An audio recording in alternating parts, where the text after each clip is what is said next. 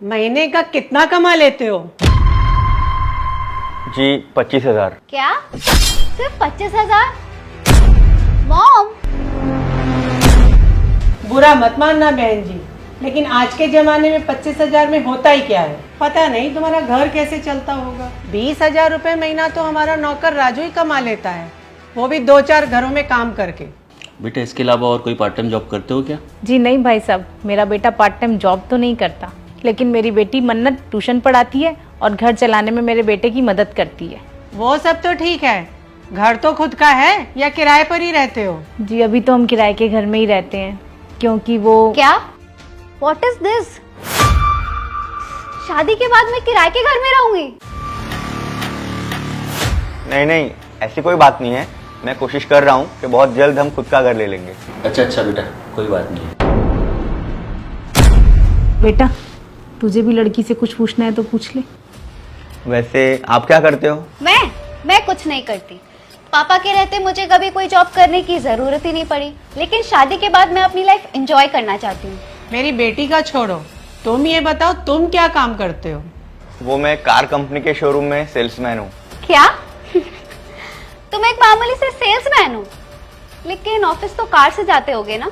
नहीं, कार नहीं है हमारे पास, सिर्फ एक बाइक है जो भैया ऑफिस आने जाने के लिए यूज करते हैं। मॉम, ये कैसा रिश्ता लाए हो आप मेरे लिए? इनके पास ना खुद का घर है ना कार है, शादी के बाद ये कैसे घुमाएगा मुझे, ऑटो में या बाइक पे?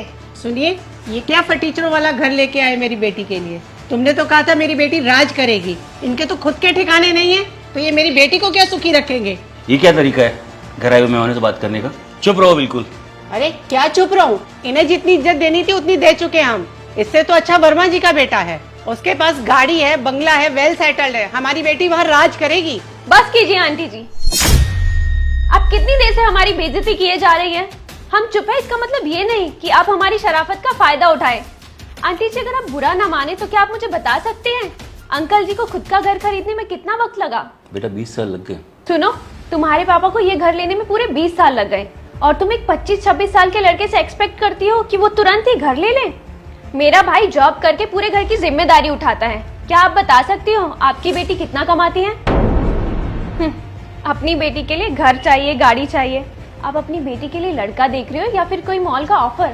कभी शांति से बैठकर लड़कों के बारे में भी सोचो, तब आपको पता चलेगा कि वो अपने परिवार की खुशी के लिए अपने सारे सपने कुर्बान कर देते हैं। लेकिन लड़की 25-26 साल तक डिमांड ही करती रहती है कि डेस्टिनेशन वेडिंग होनी चाहिए, हनीमून आउट ऑफ इंडिया होना चाहिए और प्री वेडिंग का खर्चा कम से कम 3 लाख तो होना ही चाहिए। ये सब खर्चे लड़के ही क्यों उठाएं?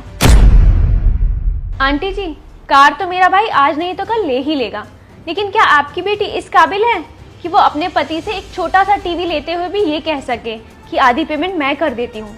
क्या हम अपनी बेटियों को इस काबिल नहीं बना सकते कि शादी के बाद वो अपने पति के साथ मिलकर घर की जिम्मेदारियां संभाल सके? आज समाज में ऐसे भी लोग हैं जो पैसे से तो बहुत अमीर हैं, लेकिन संस्कार के नाम पे बहुत गरीब। अगर आप अपनी बेटी को खुश देखना चाहते हो ना, तो लड़के की दौलत नहीं, उसका कैरेक्टर, उसका परिवार, उसके संस्कार, ये सब देखो, तभी आपकी लड़की खुश रह सकेगी। भाई साहब, आपसे मिलके अच्छा लगा। चलो बच्चों।